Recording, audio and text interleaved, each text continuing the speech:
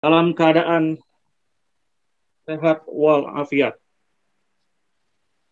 Mari kita berdoa kepada Allah Subhanahu wa taala agar kita semua diberikan kekuatan dan keselamatan di masa pandemi COVID-19 ini dan diberikan kesempatan untuk merasakan kehidupan normal seperti biasanya di masa yang akan datang. Amin ya rabbal alamin. Shalawat dan salam semoga tetap tercurah limpah kepada junjungan kita Nabi Muhammad SAW yang telah menyampaikan risalah dan ajaran Islam. Semoga kita diberikan ketabahan dan kekuatan untuk dapat mengikuti segala sunnahnya. Dari atas mimbar khatib berwasiat kepada diri sendiri dan kepada kita semua, mari kita senantiasa meningkatkan kualitas keimanan dan ketakwaan kepada Allah Subhanahu wa taala dengan berusaha melaksanakan semua kewajiban dan menjauhkan diri dari seluruh larangannya. Hadirin rahimakumullah yang dirahmati Allah. Kita ketahui bahwa dalam kehidupan ini Allah akan memberikan ujian kepada kita dengan berbagai bencana, kedaruratan, baik itu berupa kehilangan jiwa, kekurangan sumber daya, harta. Dalam surat Al-Baqarah ayat 155 Allah berfirman, "Walanabluwannakum bisyai'im minal khaufi wal ju' wa naqsim minal amwali wal anfusi was samarat wa basyirus sabirin." Sesungguhnya kami, firman Allah, akan memberikan cobaan kepadamu dengan ketakutan, kelaparan, kekurangan harta, kehilangan jiwa, dan kehilangan sandang pangan papan. Dan berikanlah berita baik, berita gembira kepada orang-orang yang bersabar. Hadirin rahimakumullah, selama hampir 2 tahun ini, kita diuji dengan satu nama pandemi COVID-19 yang sudah mengglobal. Hingga hari ini, 220 negara sudah terdampak. 183 juta orang terkonfirmasi positif COVID-19. Dan hampir 4 juta orang sudah meninggal dunia karena penyakit ini. Di dalam negeri, kita juga mengalami hal yang sama. Hari-hari ini kita mendapatkan banyak sekali kabar yang tidak menyenangkan. Pandemi COVID di negeri ini semakin parah. Pemerintah mengambil kebijakan PPKM darurat yang akan dimulai esok hari. Angka penularan semakin tinggi. Angka kematian juga terus meningkat. Pertambahan kasus semakin hari, semakin kesini semakin tinggi. Hingga hari ini Indonesia sudah lebih dari 2 juta orang yang terkonfirmasi COVID-19. Dan 60.000 jiwa sudah melayang karena pandemi ini. Di kita, angka penularan pun semakin meningkat. Tahun lalu penambahan kasus biasanya berkisar antara 1.000 sampai 12.000 per hari. Namun kita melihat pola yang semakin meningkat. Sejak bulan Juni ini sudah bergerak terus meninggi. Rata-rata 20.000 kasus setiap harinya terkonfirmasi di Indonesia. Bahkan kondisi saat ini menurut para pakar epidemiologi belum mencapai puncak kurva gelombang kedua. Peneliti dari Griffith University, Diki Budiman, memprediksi puncak gelombang COVID yang kedua baru akan terjadi pada bulan Juli dan Agustus 2021. Diprediksikan akan terjadi 200 sampai 300 ribu kasus baru setiap harinya. Dan kita mungkin akan menghadapi di mana kematian yang terjadi akibat COVID itu antara 2.000 sampai 3.000 orang setiap harinya. Tahun lalu kita sama-sama mendengar dan memperhatikan apa yang terjadi di luar negeri, di Italia, India, Brasil, dan negara lain yang mereka mengalami kewalahan dalam menghadapi pandemi COVID ini. Di sana rumah sakit penuh sesak, dokter dan perawat kelelahan, mereka tersungkur. Tenaga kesehatan di sana harus berjibaku memberikan pelayanan dengan penuh keterbatasan. Oksigen di rumah sakit langka, kamar darurat penuh, begitu juga kamar-kamar biasa. Tidak semua pasien bisa ditangani dengan baik. Mereka harus dilawat di selasar rumah sakit, di lorong-lorong, bahkan di tenda-tenda sementara di tempat parkiran. Sistem kesehatan di berbagai negara terpuruk. Mereka terpukul berat dengan pandemi yang tidak terbayangkan selama ini. Para tenaga kesehatan dengan terpaksa menerapkan triase bencana, yaitu keputusan yang sangat sulit untuk dilaksanakan. Mereka harus memilih mana pasien yang sekiranya bisa pulih, mereka yang akan diprioritaskan untuk dirawat. Sementara para penderita COVID yang bergejala berat dan tidak atau sedikit kemungkinan selamat, semakin kecil kemungkinan untuk bisa ditangani. Hadirin rahimakumullah yang dirahmati Allah, cerita-cerita seperti itu dulu hanya kita dengar sebagai kabar dari negeri seberang atau dari negeri yang nun jauh di sana. Namun minggu ini dan sepertinya mungkin bulan-bulan ke depan, berita-berita semacam ini akan kita dengar dari negeri kita sendiri. Kini di Indonesia sudah banyak rumah sakit yang tidak siap. Kewalahan dengan peningkatan kasus yang terjadi setiap hari. Rumah sakit di Indonesia mengalami tantangan yang sama seperti dulu terjadi di Italia, India, Brasil, dan negara-negara lainnya. Hari ini kita mendapatkan angka 1026 tenaga kesehatan sudah gugur. Mereka berderma berbakti menangani para korban COVID-19. Mereka adalah dokter, bidan, dan perawat yang gugur di medan laga, di frontliner di rumah sakit dan klinik-klinik. Kita juga sekarang semakin sering mendengar kabar duka, bukan dari berita, namun dari grup sekitar kita, dari tetangga, dari teman, bahkan mungkin saudara dan pasangan kita. Hadirin sidang Jumat yang dirahmati Allah Subhanahu wa Ta'ala. Kondisi ini semakin berat, tapi tentunya kondisi ini bisa saja membuat kita merasa putus asa. Betapa tekanan krisis kesehatan yang sudah berimbas ke sektor ekonomi, sosial, dan budaya ini begitu menyiksa. Sudah berlangsung 1 tahun, bahkan mungkin akan terjadi dalam tahun-tahun ke depan. Ada ahli yang menyampaikan akan berlangsung 3 tahun, 5 tahun, bahkan memprediksi 10 tahun lamanya. Namun tentunya kita tidak bisa dan tidak boleh berputus asa. Kita tidak boleh kalah oleh stres.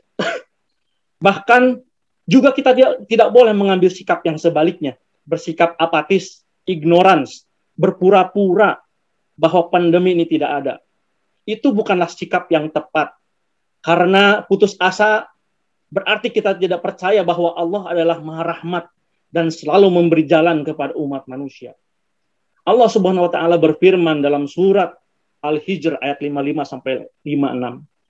Qalu bushranaka bil haq fala takum minal qanitin. Qala wa may yaqnut min rahmati rabbih illa dhallun. Kami menyampaikan kabar gembira kepadamu dengan benar. Janganlah engkau termasuk orang yang berputus asa.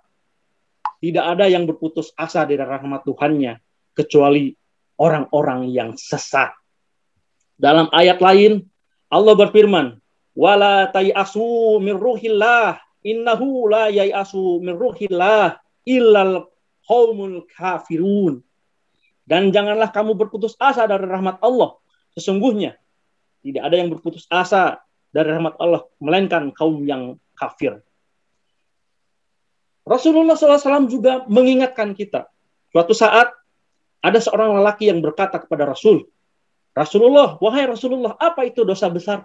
Kemudian Rasulullah SAW menjawab, syirik kepada Allah, pesimis terhadap karunia Allah, dan berputus asa dari rahmat Allah.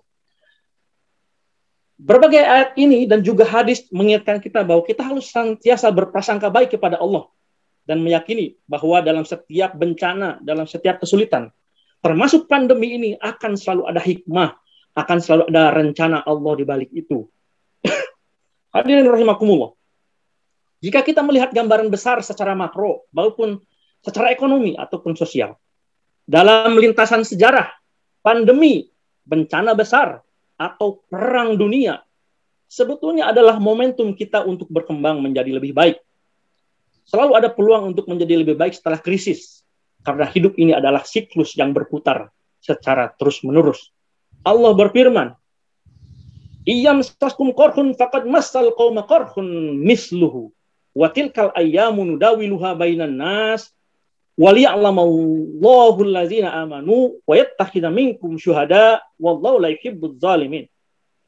Jika kamu mendapatkan luka, maka sesungguhnya orang lain pun mendapatkan luka yang serupa. Dan ingatlah bahwa masa kejayaan itu selalu dipergilirkan di antara manusia. Dan supaya Allah membedakan orang-orang yang beriman, supaya sebagian kamu dijadikan para syuhada, Allah tidak menyukai orang-orang yang zalim. Hadirin rahimakumullah, kita harus belajar dari pandemi masa lalu. Bahwa pandemi apapun pada akhirnya akan berakhir. Sejarah manusia membuktikan kita berkali-kali mengalami berbagai macam pandemi yang mirip seperti COVID-19. Tahun 2003 kita mengalami pandemi virus corona SARS jilid 1. Memang dampaknya tidak terlalu besar, 1.000 orang meninggal. Tahun 57-58 kita juga mengalami pandemi flu Asia, korban jiwa 1 juta jiwa. Begitu juga flu Hong Kong tahun 68, tahun 70, mendekati 1 juta jiwa korbannya. Flu babi tahun 29-2010, korban meninggal 151.000. Bahkan data lain menyatakan 576.000 orang. Dan berbagai macam pandemi yang sudah berlangsung di dunia ini yang lebih besar sebelumnya kita bisa lewati bersama-sama. Pada akhirnya kita akan berusaha terus untuk bisa mengendalikan pandemi ini. Dan kabar baiknya mungkin apabila kita ingin melihat dari sisi positif bahwa setiap pandemi akan diikuti oleh post-pandemic boom, yaitu kesejahteraan, kebaikan, dan juga peluang untuk memperbaiki sistem ketatanegaraan sosial kita menjadi yang lebih baik.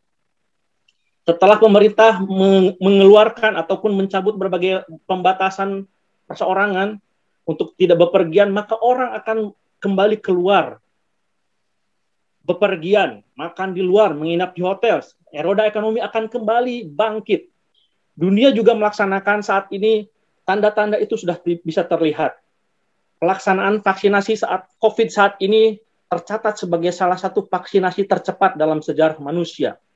IMF memprediksikan bahwa jika tren ini terus berlangsung, maka ekonomi dunia akan tumbuh 6% tahun 2021. Dan kabar baik di Indonesia, hingga saat ini kita sudah 13 juta orang yang mendapatkan vaksinasi.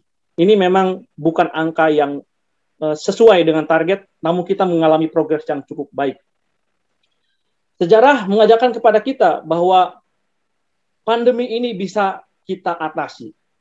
Kita lihat Perang Dunia II, kemudian juga krisis moneter tahun 2007, semuanya melahirkan berbagai macam inovasi. Selalu ada hikmah setelah pandemi.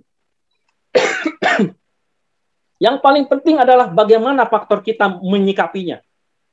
Dalam Al-Quran Allah memberikan petunjuk dalam Al-Baqarah 153. Ya ayyuhallazina amanu ista'inu bis-sabri was-shalah innallaha ma'as-sabirin. Wahai orang-orang yang beriman, mohonlah pertolongan kepada Allah dengan sabar dan sholat. Sesungguhnya Allah beserta orang-orang yang bersabar. Dalam ayat lain juga mengatakan, wasta'inu bis-sabri was-shalah wa innaha lakabiratun illa 'alal khashi'in.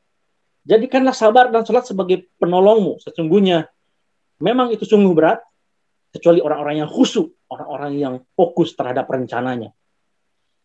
Apabila kita melihat tafsir menerjemahkan atau menjelaskan bahwa kita harus meminta pertolongan dari setiap bencana, kesulitan, urusan-urusan yang ada di dunia itu dengan bersabar, menahan diri dari hal-hal yang tidak baik, dan juga dengan sholat, dengan berdoa.